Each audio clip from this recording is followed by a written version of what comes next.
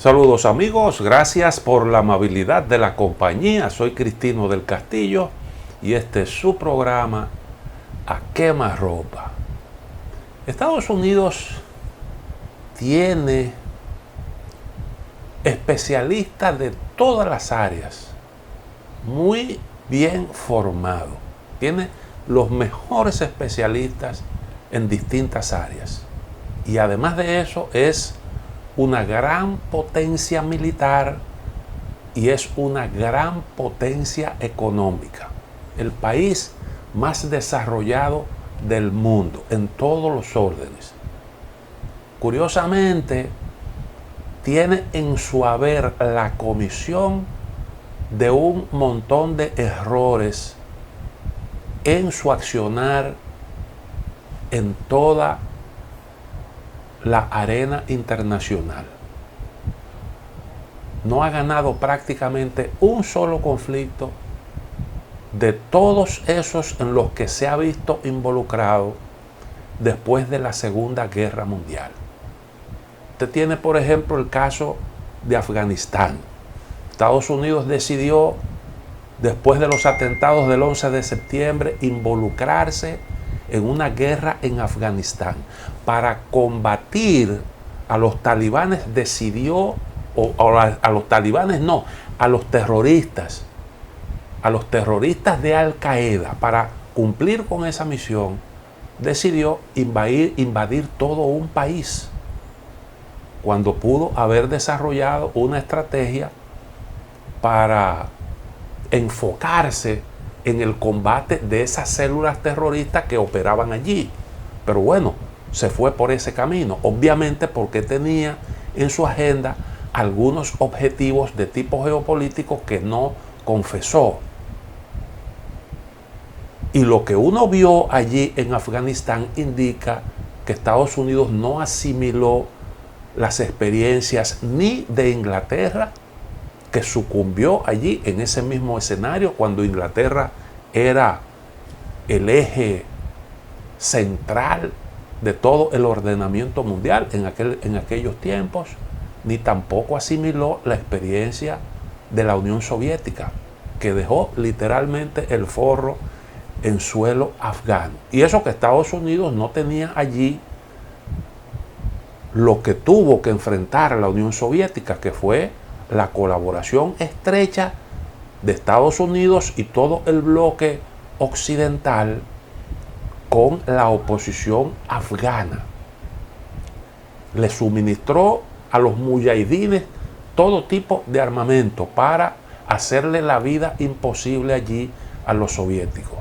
Los norteamericanos, cuando se metieron en Afganistán, no tuvieron ese tipo de oposición y se mantuvieron allí durante 20 años y finalmente tuvieron que salir sin cumplir sus objetivos, protagonizando una retirada realmente vergonzosa.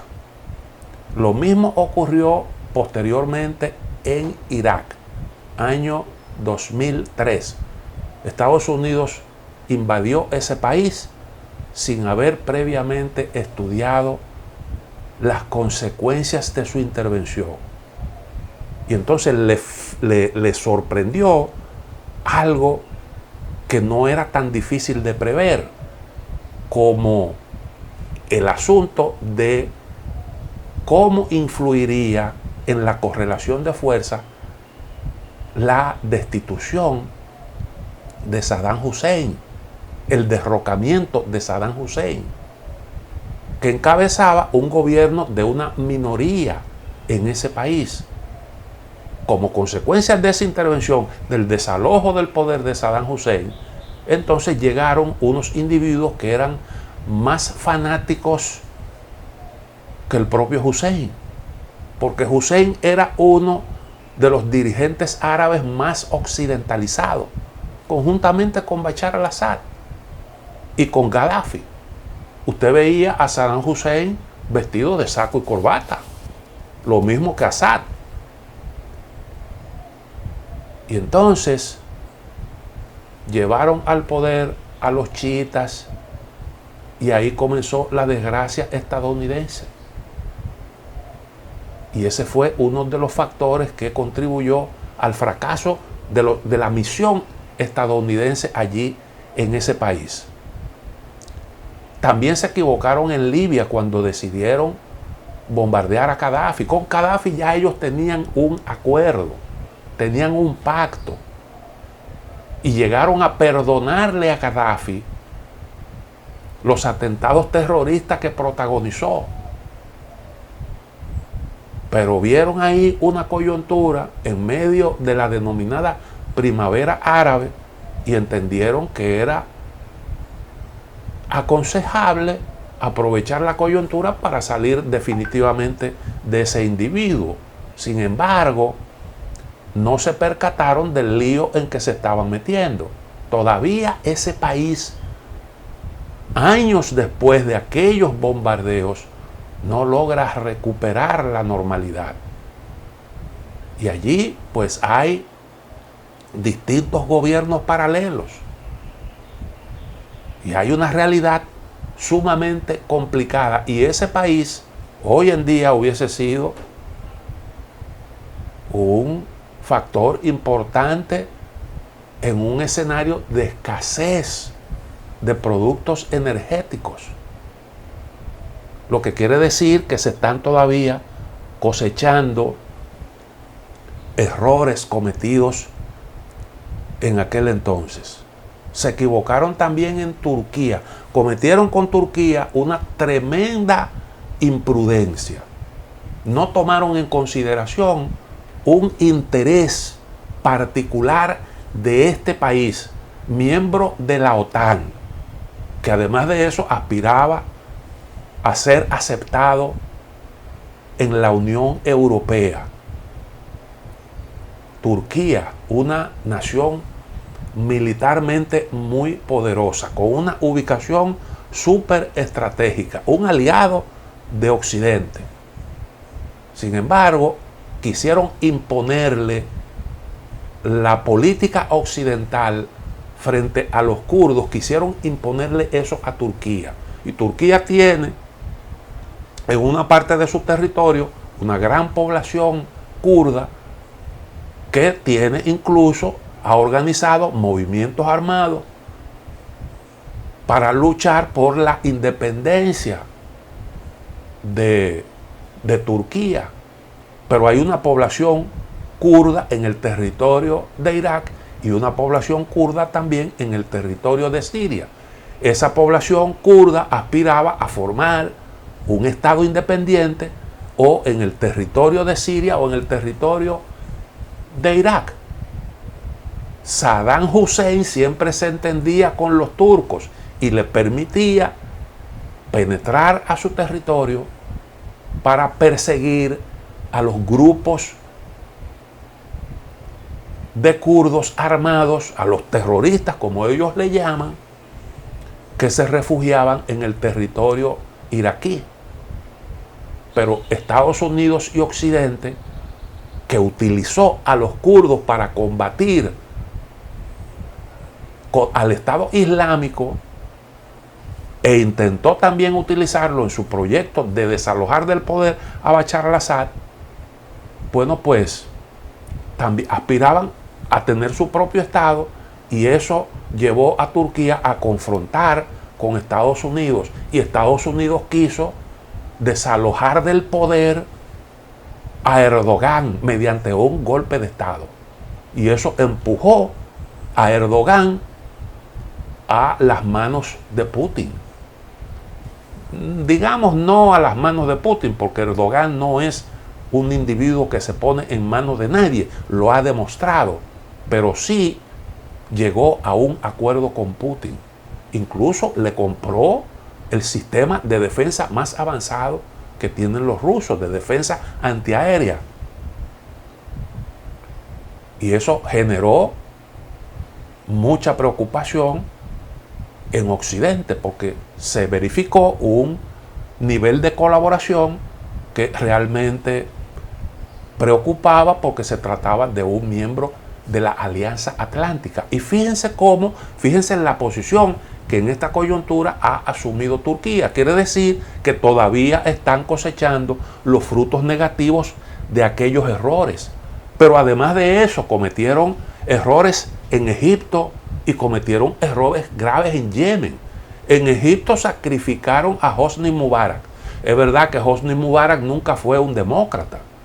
Es verdad que Hosni Mubarak tenía todo el tiempo del mundo ahí en el poder en Egipto, sin organizar unas elecciones. Sin embargo, lo sacrificó y resulta que las primeras elecciones libres que se organizaron en ese país, en Egipto, las ganó una organización llamada los Hermanos Musulmanes. Entonces tuvieron que derrocar al gobierno de los Hermanos Musulmanes e instalar a un militar en el poder que todavía hoy está ahí.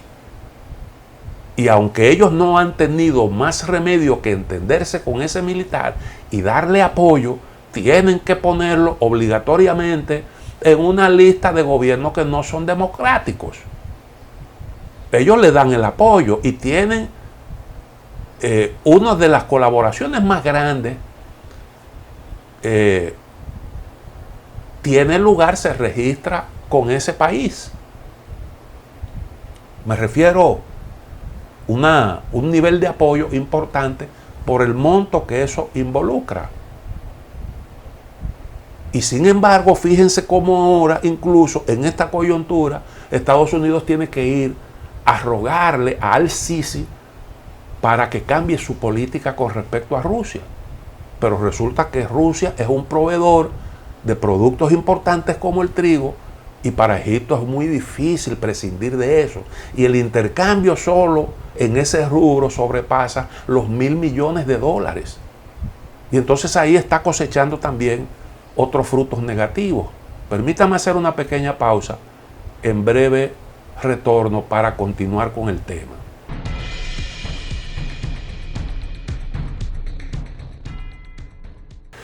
Decía que Estados Unidos también se equivocó en Egipto cuando decidió salir de Hosni Mubarak.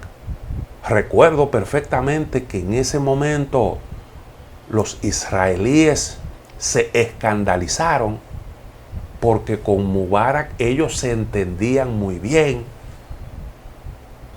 Los niveles de colaboración entre Israel y Egipto eran importantes. Para Israel esa era una colaboración fundamental, pero Estados Unidos no calculó bien las consecuencias de eso. Y entonces después tuvo que apoyar un miserable, espantoso golpe de Estado. Y de alguna forma tolerar todos esos abusos que ha estado cometiendo Al-Sisi, incluyendo persecución contra periodistas, ejecuciones sumarísimas y un montón de abusos. Pero decía, se equivocaron también en Yemen, porque en Yemen, en el marco de la primavera árabe, de alguna forma facilitaron la salida estrepitosa del señor Ali Abdullah Saleh. Tenía mucho tiempo en el poder, no era un demócrata, igual que Hosni Mubarak, pero eso se produjo de una forma un tanto abrupta, desorganizada. Estados Unidos no tenía idea de en qué iba eso a evolucionar. Y fíjense que Yemen todavía está en una guerra. Y ahí un aliado importante de Occidente, Arabia Saudita, que tampoco es un país democrático, en esa zona la democracia brilla por su ausencia. Y entonces ahí, bueno, pues hay un conflicto en el que ese país se ha quedado empantanado y eso no ha tenido una solución feliz. Hay grupos terroristas como Al-Qaeda en la península arábiga que opera desde ahí prácticamente sin ningún tipo de control. Y hay una situación ahí en que le ha permitido a Irán ampliar su influencia. Que ese es otro asunto que tampoco se previó. Y no hablemos del error que se cometió en Siria, cuando se armó un ejército de yihadistas, le dieron arma a todo el que tenía el ombligo para adelante, y resulta que esa gente que iban allí en calidad de yihadistas, supuestamente a hacer la guerra contra el gobierno de Siria, enemigo de Estados Unidos, eran militantes de una organización terrorista que formaba parte de Al Qaeda. Y el resto de la historia todo el mundo la conoce. Esos grupos ahí cometieron barbaridades, voltearon las armas contra aquellos que fueron sus creadores. Otro error garrafal. Allí, bueno, pues ese es un error que Hillary Clinton, que tuvo en aquel entonces una participación importante, confiesa que Estados Unidos en ese proceso se equivocó al escoger a los amigos. Ahora, en esta coyuntura se está cometiendo otro error gravísimo. ¿Cuál es ese otro error? Bueno, que están tropezando con su propio discurso. Porque resulta que han convertido a Vladimir Putin en un monstruo. La propaganda occidental nos dibuja un Vladimir Putin que come muchachito por la mañana, al mediodía y de cena también. Se come un niño ucraniano con sal y pimienta. Un monstruo. Bueno, pues entonces ese monstruo que es Vladimir Putin, que desató una guerra contra Ucrania, resulta que Occidente, después de todo esto, se encuentra con la triste realidad de que no puede prescindir de los productos de exportación de Rusia. Y ahí entonces hay un debate. ¿Qué vamos a hacer con este asunto? Porque resulta que lo que se le ha pagado a Rusia en estos últimos 2 meses de guerra supera con creces toda la ayuda que le han brindado a Ucrania. Según los datos, lo que le han pagado en estos 2 meses por los combustibles, por los productos energéticos, supera la friolera de los 40.000 millones de dólares. Solo en los meses que lleva la guerra. Y entonces no saben qué hacer con eso. Le han aplicado sanciones a Putin. Y resulta que las sanciones no han mermado, no han mellado los ingresos de Rusia por concepto de exportación de sus productos habituales. Al contrario, han aumentado. Porque esos productos de exportación, en medio de todo esto, sus precios se han incrementado. Y aunque Rusia decidió suspender los suministros de gas a Polonia y Bulgaria, eso no le hace ni mella, porque recupera con el incremento que esa decisión provocó en el precio del gas. Y entonces resulta que en estos 2 meses, decía, Rusia ha percibido de Europa, solo de Europa, más de 40.000 millones de dólares. Y el total de los ingresos de Rusia durante el año 2021 fue de 140.000 millones de dólares. Me refiero como productos de los intercambios con Europa, de la venta de productos energéticos a Europa. Lo que quiere decir es que en vez de disminuir, los ingresos de Rusia han aumentado significativamente. Entonces, es difícil usted justificar estos intercambios con este monstruo. Porque usted ha dicho que este es un hombre al que hay que destituir, que este es realmente un déspota que está acabando con Ucrania. Entonces usted no se atreve a jugársela, como están haciendo los ucranianos en el frente de batalla. Y eso naturalmente tiene un costo político. porque usted muestra sus inconsistencias y usted muestra al menos queda evidenciado que usted no fue capaz de prever eso. Y cuando la gente ve eso, dice, bueno, pero aquí sencillamente hay una inconsistencia. Y esa es una realidad. Tampoco se previó otras consecuencias derivadas de toda esta realidad. Miren, por ejemplo, el caso de cómo repercute esto en otros frentes.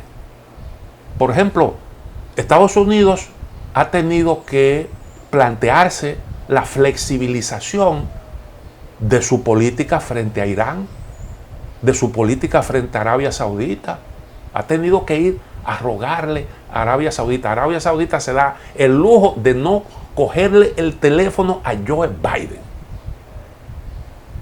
y de tratar con desdén una comisión amplísima del más alto nivel que fue a visitar ese país. También se ha planteado la flexibilización de la política con respecto a Maduro. Y hoy Venezuela luce un país que está recomponiendo su situación y Maduro un tanto recomponiendo su imagen. Y yo creo que eso es algo que se percibe, pero además de eso, en medio de todo esto y temiendo que la situación actual genere flujos migratorios más intensos a través de la frontera sur, Estados Unidos ha tenido incluso que plantearse volver a la mesa de la negociación con Cuba, después de que arreciara, de que endureciera su política frente al gobierno de ese país y de que promoviera abiertamente una insurrección en Cuba, aprovechando la inconformidad que quedó de manifiesto en La Habana cuando una cantidad apreciable de personas intentaron movilizarse. Se plantean entonces ahora volver a las negociaciones, previendo la posibilidad de que se pudiera producir una situación que empujara, que obligara a muchos cubanos a salir de su territorio. De hecho, estamos viendo cómo muchos cubanos se suman a esos flujos migratorios que vemos a través de países centroamericanos, terminando ahí en México, procurando penetrar a Estados Unidos a través de la frontera entre esos dos países. Y entonces, a veces hay cosas que usted no calcula bien y que son las consecuencias sencillamente de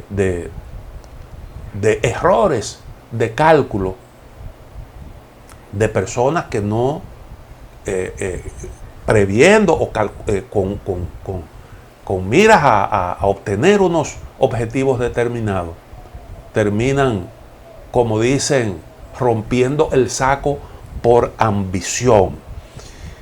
Hay otras situaciones también, consecuencias de todo esto, que hay que ver detenidamente y que son malas noticias, digo yo, para Occidente y su política para aislar a los tiranos, como dicen. Vamos a la otra pausa, volvemos en un momentito.